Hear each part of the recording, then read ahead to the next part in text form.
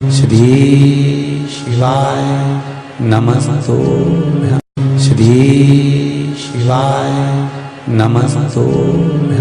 किसी व्यक्ति से कोई काम करवाना है, वो काम नहीं कर रहा, कोई फाइल आगे नहीं बढ़ रही है, कोई कार्य अटक रहा है, या फिर कहीं रुपया पैसा अटक गया हो, नहीं निकल रहा हो, तो एक जल के पात्र में जल भरकर 5 बेलपत्री शिव जी को समर्पित कर कुंदकेश्वर महादेव का नाम लेकर एक सफेद पुष्प बेलपत्री के ऊपर जो शिव जी को चढ़ाई है उस पर समर्पित कर जल जो लेकर गए हो, अपनी उस कामना को कर कि मेरा ये कार्य अटक रहा है, ये कार्य नहीं हो रहा, कुंदकेश्वर महादेव का नाम लेकर धीरे धीरे जल की धार चढ़ाइए। और एक बात हमेशा याद रखना, फिर निवेदन कर रहे हैं, अच्छे से समझ लेना, शंकर जी पर जब जल चढ़ता है, शिव जी का जब अभिषेक होता है, शंकर जी पर जब जल चढ़ाया जाता है, दूध चढ़ाओ, जल चढ़ाओ, कुछ भी चढ़ाओ, पर एक बात का स्मरण अपने जीवन में होना कि इतने ऊपर से मत चढ़ाना कि जल चढ़े और छींटे आपके ऊपर आ। बहुत ध्यान दीजिएगा। हाँ, तो यहां तक वर्णन करा गया है कि शंकर जी का जल चढ़ा हुआ जहां से बहकर जाता है ना, उसको लांगा तक नहीं जाता। यहाँ लांगते हैं क्या? नहीं ना,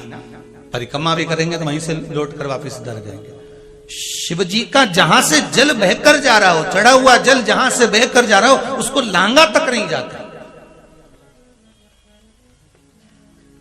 और कई लोग बड़े बड़े आनंद में शंकर जी पे इतनी ऊपर से जल चढ़ाएंगे तो वो छींटे पूरे अपने ऊपर आना चाहिए, शरीर पर आना चाहिए। नहीं नहीं, उसका दोष है महाराज, उसका दोष है। आप भगवान को अगर जल चढ़ाओ, दूध चढ़ाओ, तो मान लो अगर जैसे एक सरल भाषा में समझ लो और अच्छे से,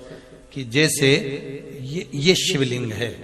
शंकर जी का, ये शिवलिंग है, और आप जल चढ़ा रहे हो तो इतनी ऊपर से छोड़ोगे तो पानी का छींटा तो अपने ऊपर आएगा, पर वही जल, वही दूध, वही सामग्री आप शिवलिंग से थोड़ी सी दूरी बनाकर अगर आप समर्पित करेंगे तो बाबा उसको स्वीकार भी करता है और आनंद की अनुभूति भी होती है, कार्य में सिद्धता भी आती है,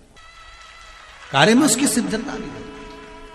अब तुम तो ऊपर से छोड़ रहे हो जिससे वो पानी तुम्हारे ऊपर ही आए, तो वो एक अलग प्रसंग है, बोलिए एक अलग विषय।